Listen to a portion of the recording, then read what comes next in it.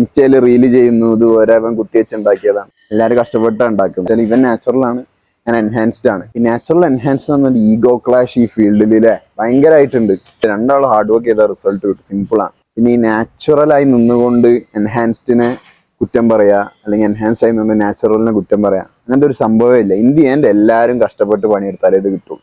Ali കഷ്ടപ്പെട്ടിട്ട് അലിന്റെ body നിങ്ങൾ കാണുന്നുണ്ട്, എന്റേത് കാണുന്നുണ്ട്. സോ നമ്മൾ ഹാർഡ് വർക്കിനെ റെസ്പെക്ട് ചെയ്യുക. അതാണ് എനിക്ക് കുറെ നാച്ചുറൽ ആയിട്ടുള്ള ആൾക്കാരോടും എല്ലാവരോടും പറയാം, എല്ലാ സ്പോർട്സ്മാൻ, ആത്ലീറ്റ്, ബോഡി ബിൽഡിംഗ് ഫീൽഡിലുള്ളവരോടും പറയാനുള്ളത്. രണ്ട് സ്പോർട്ടാണ്, നാച്ചുറൽ ചെയ്യേണ്ടവർക്ക് അത് ചെയ്യുക, ഇത് ചെയ്യുക. അത്ര അതിന്റെ ഇടയിൽ ചില ആൾക്കാർ കിടന്നിട്ട് ഇങ്ങനെയാണ് ഇൻസൾട്ടിങ്, അത് ഇത് അങ്ങനത്തെ പരിപാടി അത്രേ ഉള്ളൂ. ഇപ്പൊ ഈ പറഞ്ഞ ആൾക്കാരനെ ചിലപ്പം ജിമ്മിൽ പോലും പോവാത്ത ആൾക്കാരായിരിക്കും. അതെ അതെ, ജിമ്മിൽ പോകുന്ന ഒരാൾക്ക് മനസ്സിലാവും എന്താണ് എത്ര ഹാർഡ് വർക്കിംഗ് ആണ് ഈ ഒരു ഫീൽഡ് എന്നുള്ള കാര്യം. എത്ര ഡിസിപ്ലിൻ ആയി കഴിഞ്ഞാൽ ഇങ്ങനത്തെ ബോഡി ബിൽഡ് ചെയ്യാൻ കഴിയുള്ളൂ എല്ലാവരും. അത് മെയിൻ ആയിട്ട് നമ്മൾ ഡയറ്റും വർക്കൗട്ടും അതേപോലെ തന്നെ പ്രോപ്പർ ആയിട്ടുള്ള റിക്കവറിയും, ഈ മൂന്ന് സംഭവം ഉണ്ടായി കഴിഞ്ഞാൽ നമുക്ക് റിസൾട്ട് കാണും. ഇഞ്ചക്ഷൻ ചെയ്താലും ഇല്ലെങ്കിലും അത് ചെയ്യേണ്ട കാര്യം തന്നെയാണ്. അത് ചെയ്താൽ നമുക്ക് ശരിക്കും റിസൾട്ട് കിട്ടുന്നത്.